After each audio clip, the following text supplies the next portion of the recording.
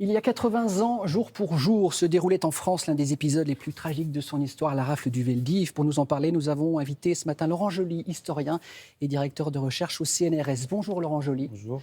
Vous êtes co-auteur d'un incroyable documentaire intitulé La honte et les larmes qui sera diffusé demain à 17h25 sur France 5. Laurent, nous sommes le 16 juillet 2022, il est 8h11. Que se passe-t-il dans Paris 80 ans plus tôt, donc 16 juillet 1942, à cette même heure? 8h11, ça fait plus de 4 heures que la rafle du Veldiv a commencé. Elle a commencé à 4 heures du matin.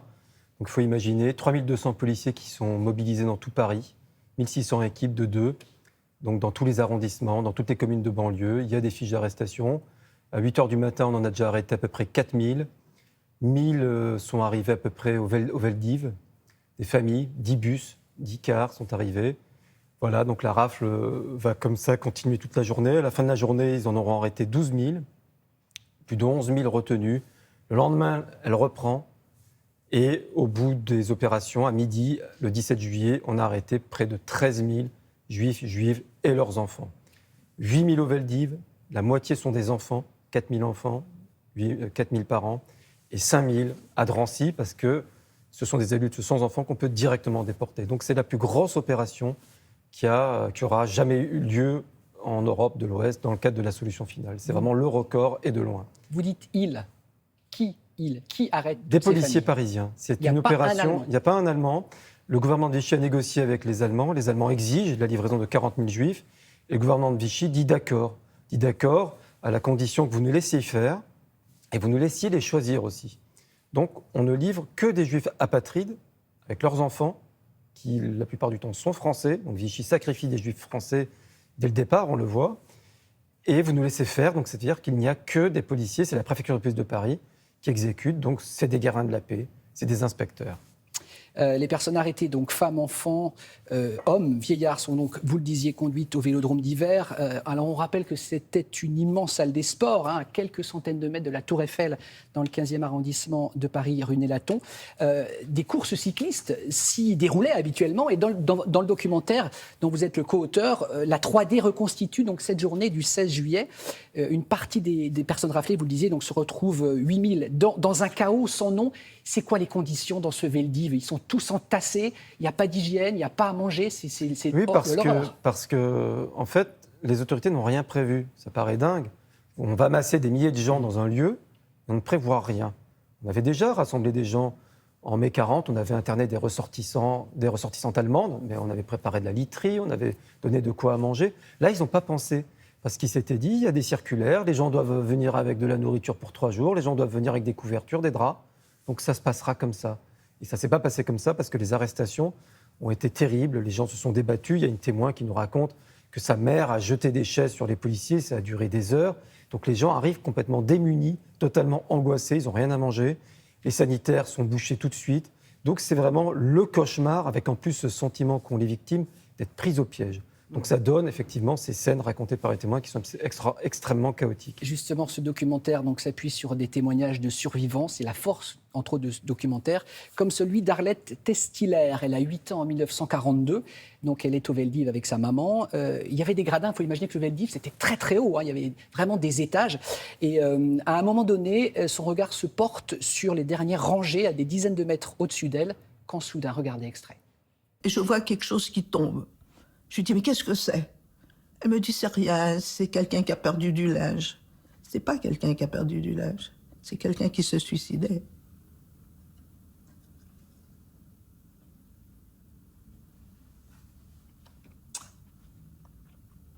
Et j'ai 8 ans.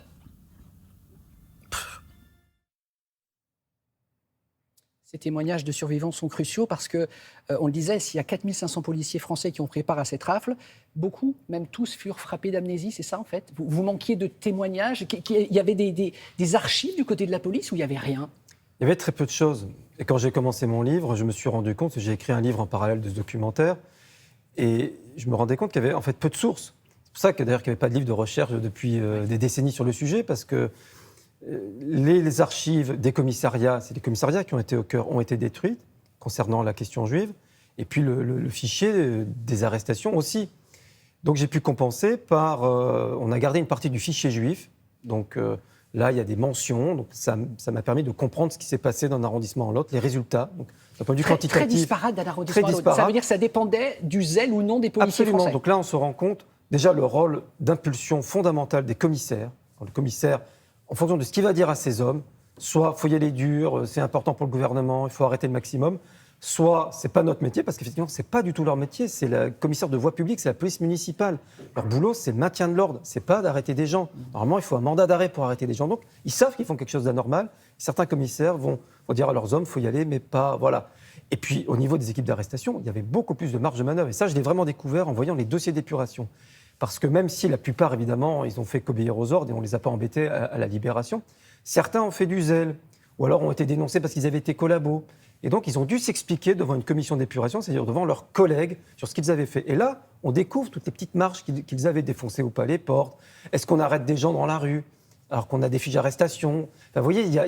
Et donc, les enfants aussi, il y avait, je crois, il y a par le rapport au problème des texte. enfants. Le problème des enfants est fondamental et terrible parce qu'en fait, au départ, les enfants ne devaient pas partir avec leurs parents dans ces fameux camps du Loiret. On parle des témoins, c'est le summum de l'abjection, ce qui s'est passé, puisqu'on a séparé les parents de leurs enfants pour les déporter séparément. Normalement, les enfants, ils auraient dû aller à l'assistance publique. Et en fait, comme les résultats de la RAF n'ont pas été ceux auxquels Oui, parce on qu'ils s'attendait... voulaient quoi? Ils partaient sur 35 000, c'est ça L'objectif, en fait, ça, je l'ai vraiment établi parce qu'on ne savait pas en fait, exactement quel était l'objectif. Et grâce à un travail statistique sur le fichier juif, j'ai pu me rendre compte qu'en fait, il y a eu des erreurs, donc on enlève les erreurs, il visait 25 000 adultes, plus il y a les enfants. Ils n'étaient pas comptés, mais il faut les prendre en plus puisqu'ils étaient arrêtés avec eux. Donc ça fait 35 000 familièrement personnes parlant, il fallait faire du chiffre. visées. Il C'était fallait ça, faire en fait. du chiffre. L'objectif était de faire du chiffre. Et puis, on a ce problème des enfants. Qu'est-ce qu'on fait des enfants? Quand on arrête des gens, ils ont des enfants, on les... Voilà, donc il fallait... En plus, il y a des circulaires qui se contredisent, ça, on l'a vraiment découvert aussi. Il y a une circulaire qui dit les enfants doivent suivre le sort de leurs parents. Une autre circulaire qui dit les enfants peuvent être libérés si un membre de leur famille non arrêtable. C'est ce que raconte une Donc c'est ce que des survivants racontent dans le témoins, documentaire. ce que nous raconte Jenny Plocky, C'est ça. qui en plus, elle n'est pas arrêtable parce qu'elle a 17 ans. Enfin, vous voyez. Ouais. Et puis il y a certains policiers qui se trompent, c'est le chaos partout, et également dans la mise en œuvre de... Donc tout ça explique ces résultats qui sont en fait mitigés, c'est ça le paradoxe, c'est la plus grosse opération, et en même temps c'est un échec pour les autorités, d'où ce sacrifice des enfants. D'où cette unique photo du Veldiv. Il y a une photo prise par la presse collaborationniste, la fameuse photo, toujours la même, hein, on voit, voilà, c'est celle-ci. Il n'y a rien d'autre de cette Il n'y a époque. rien d'autre, et là aussi c'est en lien avec ce semi-échec, parce qu'en fait les Allemands pensaient qu'ils pourraient faire de la propagande. Et donc cette photo, elle avait été prise à des fins de propagande. Et les Allemands ont refusé qu'elle soit publiée. Donc en fait, voilà, c'est la seule qui reste, mais elle pourrait ne plus être là. On en trouvera peut-être d'autres.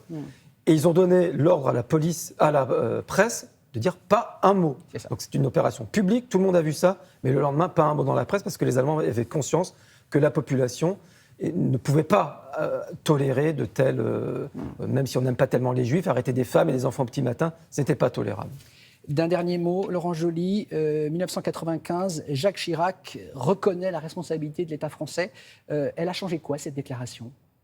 Elle a changé que ce qui était... Alors ça avait un peu changé grâce aux travaux de Serge Klarsfeld depuis une dizaine d'années, mais ce qui était un événement, on va dire, qui était propre à la communauté juive, les commémorations, c'était interne à la communauté juive, c'est devenu, et ça l'est aujourd'hui encore, quelque chose qui concerne toute la communauté nationale et qui est un événement majeur de la France et des Français au XXe siècle. Merci Laurent Joly. Je rappelle le titre de votre livre, La Rafle du Veldiv, édition Grasset.